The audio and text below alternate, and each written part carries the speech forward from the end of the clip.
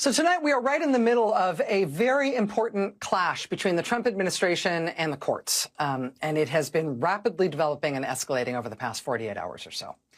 As we talked about on Friday night's show, the Alien Enemies Act of 1798 is a law that is a wartime law in this country. It's used during wartime only. The last time it was used was during World War II, when it was used to put Japanese Americans in internment camps, something for which the U.S. government later apologized and paid reparations under Ronald Reagan. Nevertheless, in an unannounced written statement this weekend, Donald Trump claimed that that was the law he would use as the basis for deporting people who he determined to be members of a Venezuelan gang. He would use that law to deport people immediately, without any due process or any legal consideration at all. Organizations, including the ACLU, sued immediately to block him from using that 1700s law. The chief judge of the Washington, D.C. Federal District Court held an emergency hearing on the ACLU's lawsuit late Saturday afternoon. And at that hearing, the ACLU's lawyer, Lee Gallant, told that judge that it was his understanding that planes were about to take off, or possibly had taken off during the hearing, carrying hundreds of men out of this country toward a prison in El Salvador. There was a Trump administration lawyer there representing the government. That lawyer said he couldn't give the judge any information about that at all. So again, this was an emergency hearing late on Saturday, and the judge ended up basically saying, listen, there are difficult questions of law here, and these are going to have to be worked out in the courts. For now, I am blocking the Trump administration from deporting people under this law from the 1700s. They are blocked from using this law as the basis for these deportations until we can hash out these legal questions. So the judge actually said to the Trump administration lawyer, quote, "You shall inform your clients," meaning inform the Trump administration, "of this immediately. You should inform them that any plane containing these folks that's going to take off or is in the air needs to be returned to the United States. Those people need to be returned to the United States." Quote, "This is something that you need to make sure is complied with immediately." By all appearances, that order was not complied with immediately. NBC News reports that 2 flights carrying these men were in transit when the judge issued his ruling, but they did not turn around. They continued on their way. The Washington Post reports that a 3rd plane was still on the ground at the time of that ruling.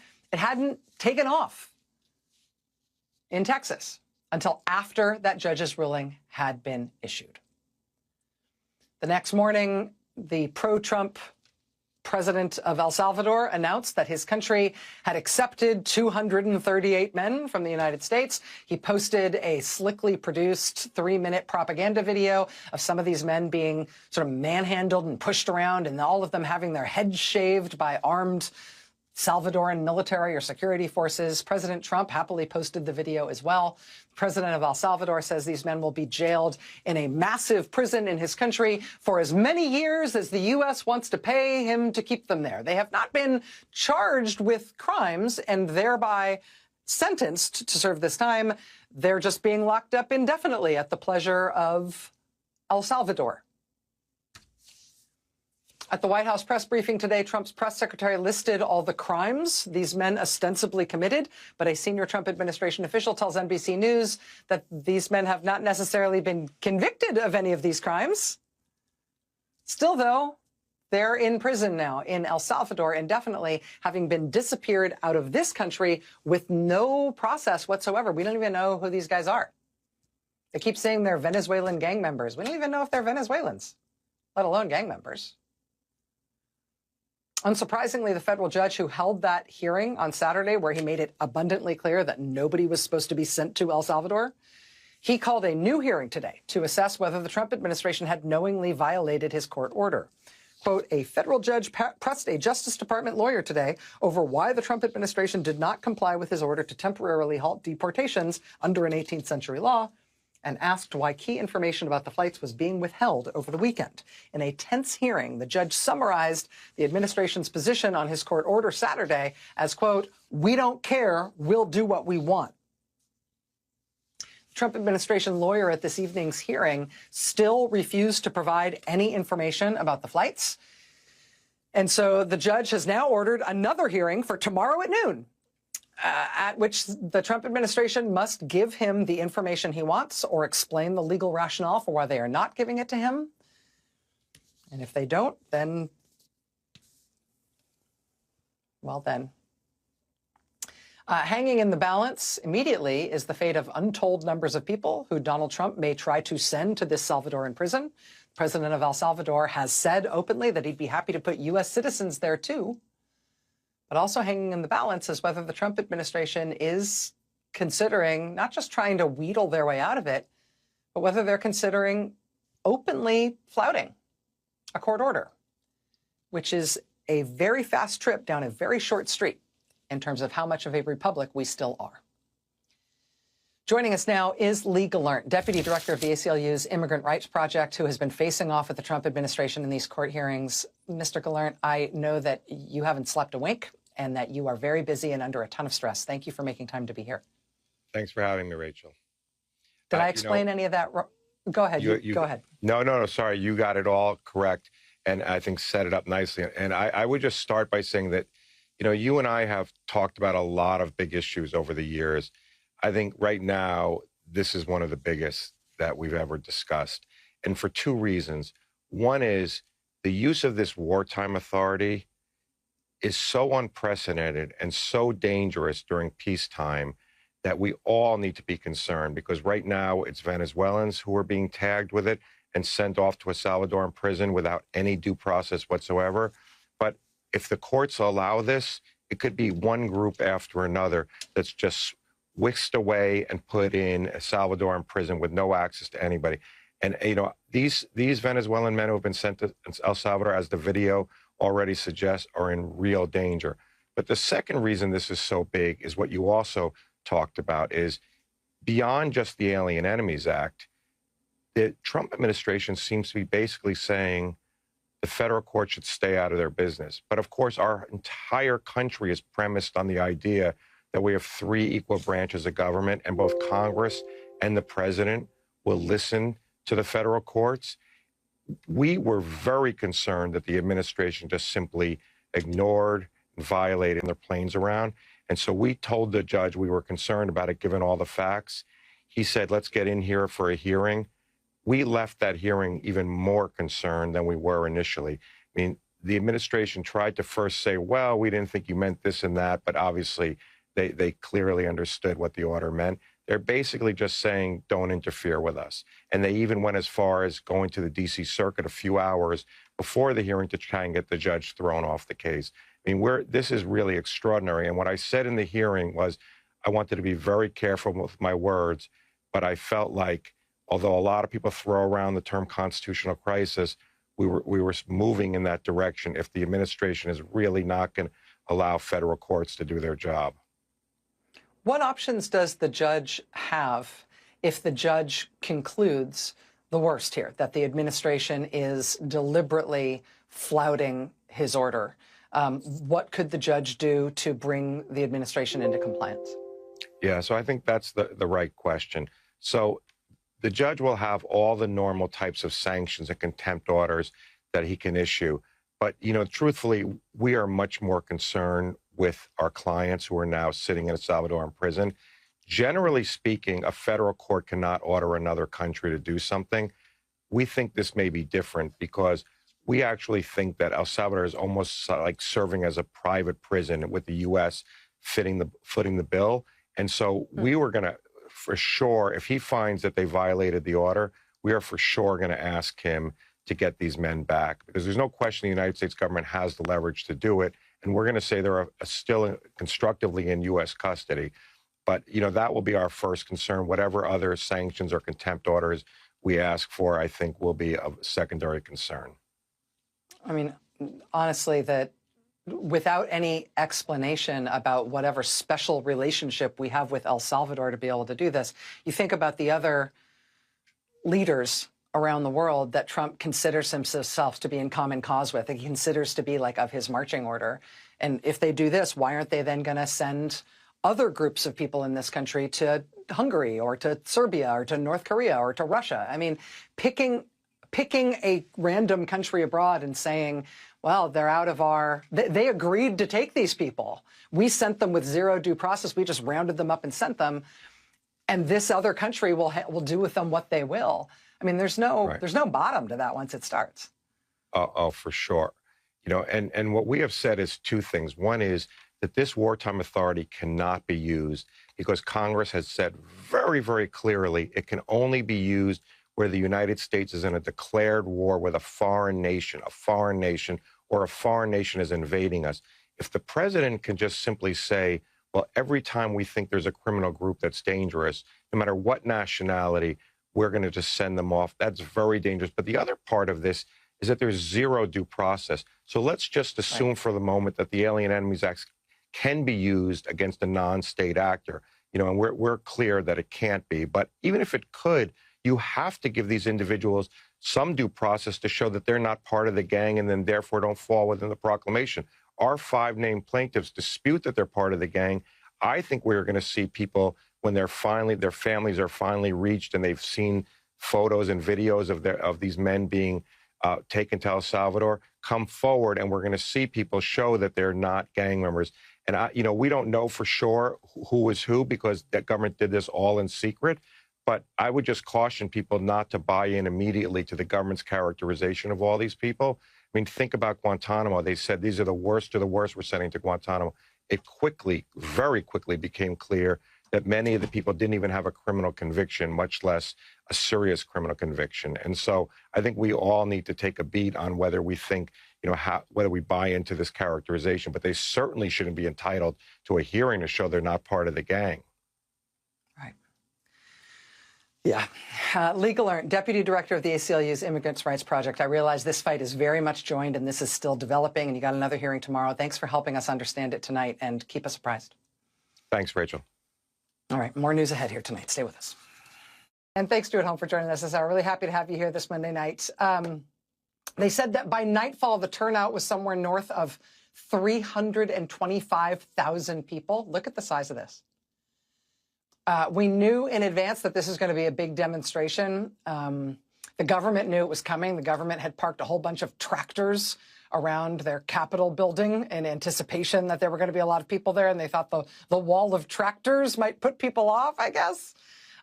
All through that afternoon, Saturday afternoon, you could see the crowd starting to build up in the capital city. But when they ended up at night at something like 325,000 people in the streets, I think pretty much everybody was surprised. This happened Saturday in Serbia, in a country that's only got about 6.6 million people. They got 1/3 people to show up at a single demonstration when they don't even have 7 million people in the entire country for their population. If you want to compare that to us, if we got a similar proportion of our country's population to all show up for the same demonstration, that would be a demonstration of about 17 million people. Yeah, this is just massive. This is Belgrade this weekend. Serbia's president is pro-Putin and pro-Trump. The people of Serbia are not, and they are mobilizing in almost unbelievable numbers now to try to get rid of their president. These are the biggest protests that have happened in that country in a generation. Absolutely massive. President Donald Trump's son, Don Jr., the brunette, he visited Serbia last week and said that he thought the protests there were artificial, that they weren't real. The real Serbian people certainly wouldn't be protesting against their leadership. The Serbian president posted photos of himself with Don Jr., like he was greeting a head of state or something. The Serbian president also ordered police in that country to raid the offices of 4 of the major civil society NGOs in that country. The police went in without warrants. They went in armed, and they just took everything at those organizations. The justification for them doing that was Donald Trump. Trump is trying to abolish USAID, trying to close down America's foreign aid agency. In so doing, Trump's top campaign donor, Elon Musk, called USAID a criminal organization. Remember when he said that? That has had consequences. Serbia's government is deciding that they're taking that literally. Well, it's Donald Trump's top campaign donors saying they're criminals. They're taking that literally and essentially operating now on the assumption, or at least on the pretext, that any organization that ever got any support from USAID must be a criminal organization. And so now they've got armed police raids and shutting those organizations down and the threat of, in fact, criminal charges. That said, the people of that country in absolutely massive numbers would seem to disagree. What's going on in that country started as a group of students protesting against corruption and its consequences. In November, there was a disaster at a Serbian train station. The concrete roof of a train station in Serbia collapsed and it killed 15 people. And that might not sound like a political event, but it has sparked this huge political movement because students, after that disaster, took to the streets and said, reasonably, that the reason that train station roof was improperly built and it therefore collapsed is because the government is corrupt. And that's the kind of construction you get when the only criteria for getting a government contract is cronyism and bribery instead of actually knowing how to do the work. That is the kind of accident you get when your terrible train station construction passes inspection and opens up to the public, not because it's actually safe or properly built, but because the necessary bribes were paid. Corrupt countries, oligarchic countries, autocratic countries are lousy countries. Bad governance means bad standards of living, means bad economies, means worse lives for everybody except the people at the very top. And these students started demonstrating against their Putin and Trump-style corrupt government in November. And now they are turning out hundreds of thousands of people in the streets of their capital. And it is very possible that that government will fall, despite a friendly visit from Dong Jr. Another 50,000 people turned out in Hungary this weekend. Look at this. To protest against the Trump and Putin-aligned dictator in that country, Viktor Orban. Look at this crowd in Budapest on Saturday. Viktor Orban is the tool that Vladimir Putin is using to try to break apart the EU. Viktor Orban has also provided the Trump movement in this country with much of its playbook for what they're doing to our country and to our government right now, firing as many civil servants as they can, discrediting, attacking, intimidating, ultimately trying to co-opt all of the media, attacking and trying to close down colleges and universities, discrediting and attacking judges and the court system. That is all Viktor Orban's playbook. And the Trump movement credits him with all those good ideas, which they are now trying to put in place in the United States. Viktor Orban has been in power in his country for 15 years now. He has turned his country into an autocracy. And although his family and his friends have become very, very, very rich, Hungary's economy is also trash now for everyone else. And so Hungary, in large numbers, Hungarians are turning out in shockingly large numbers against him and in support of a rising opposition party that very well may beat him and remove him from office if he allows the next rounds of elections to happen in Hungary.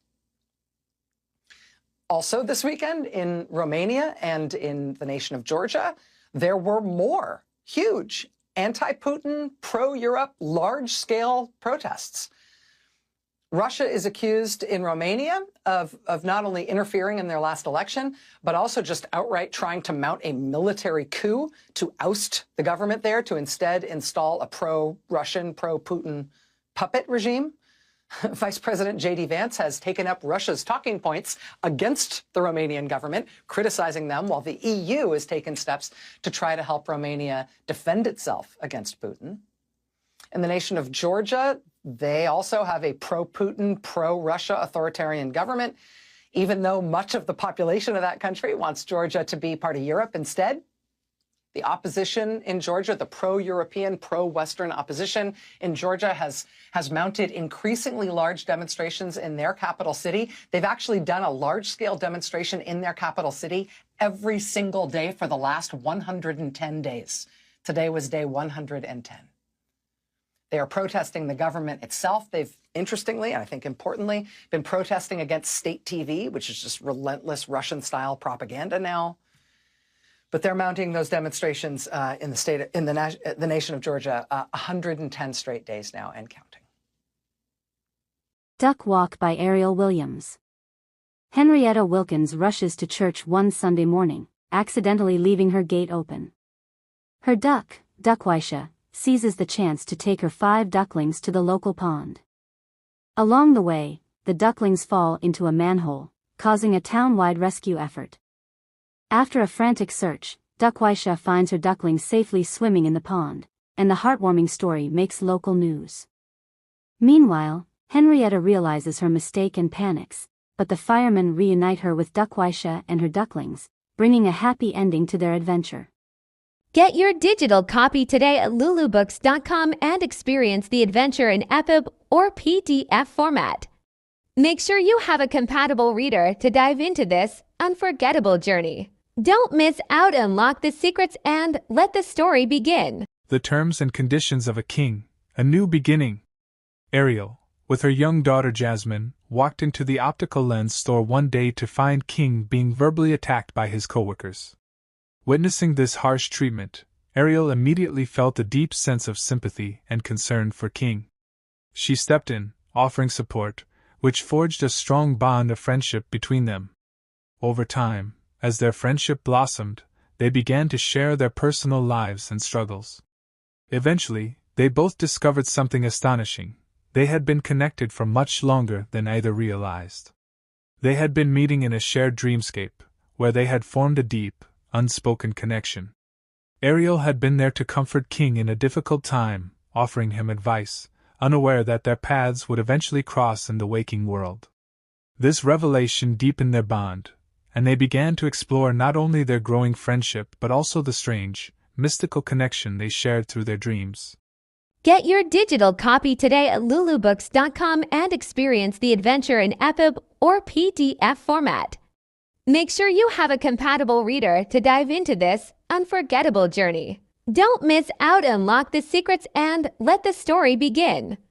Terms and Conditions of a King follows King, a young Arab-American man whose journey of self-discovery leads him through heartbreak, longing, and growth. After ending a promising but unsustainable relationship with Thomas, a man of status and high expectations, King finds himself grappling with loneliness and yearning for connection. His encounter with Malcolm, a charming but emotionally unavailable man, reveals the pitfalls of settling for less than what he deserves. Through it all, King's dreams, his growing independence, and his candid conversations with his confidant, Princess Ariel, guide him toward a powerful realization: self-worth cannot be compromised. Set against the backdrop of everyday struggles, budding careers, and the complexities of modern love, Terms and Conditions of a King is a story of resilience, introspection, and the courage to let go of what doesn't serve you. Ariel Williams weaves a tender and transformative narrative about learning to value oneself, even in moments of uncertainty, and believing in a future where true love and fulfillment are possible. For more, click Tree link in profile. The Future, Daughters of Liberty, A Southern Redemption. In the year 2035, a decade after the turbulent implementation of Trump's Project 2025, the Deep South was in chaos. The government-sanctioned trafficking and oppression of marginalized Americans, fueled by systemic poverty, racism, and gender discrimination, had become a dark and horrific reality. Kamala Harris had risen as the nation's beacon of hope, ultimately defeating Trump in a fierce battle for the soul of the country. Her victory brought an end to the Second Civil War. For more, click Tree link in profile. Dive into the story. This is more than a book, it's an experience. Download now. Read on your favorite EPUB reader or PDF reader. Click the link in bio to access the full story. Start your journey today. I told you. What did I tell you? Didn't I tell you? 'Cause I told you. And when did I tell you? A long time ago. And what did I say will happen when I told you? Exactly what just happened.